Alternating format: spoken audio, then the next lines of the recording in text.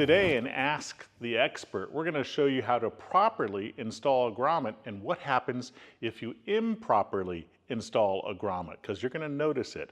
So right now I have my grommet set up in the HandyPress, and this is the inappropriate way to press this stainless steel spur grommet. And you'll see that as soon as you take it out of the die, whatever the die is. You can see that the edge is not rolled over nicely. Now, what's the problem? It's simple.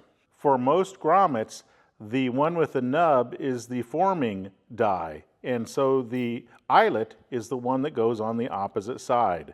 So what I did is I put the eyelet down here, put my fabric over this with the hole, and then put my washer on top and pressed it. That's why it came out wrong.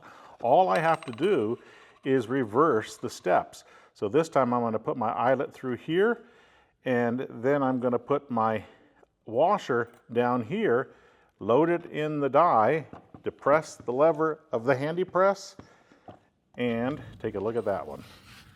Beautiful. So you can see a variety of dies here. This is the one you hit with a mallet. This one would go on like this, and then the fabric over top, and then the eyelet goes over top of the fabric. And the same with this one we just took out of the HandyPress that you just viewed.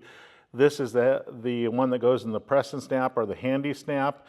And again, the eyelet goes on this and the washer goes on this. Now this one is a little bit of an oddball. This is a self-piercing die set. And the eyelet goes on here, and this is the upper die, and the washer goes down here. So we hope this has been helpful. You'll find dies, grommets, and tools at Sailrite. Thanks for watching.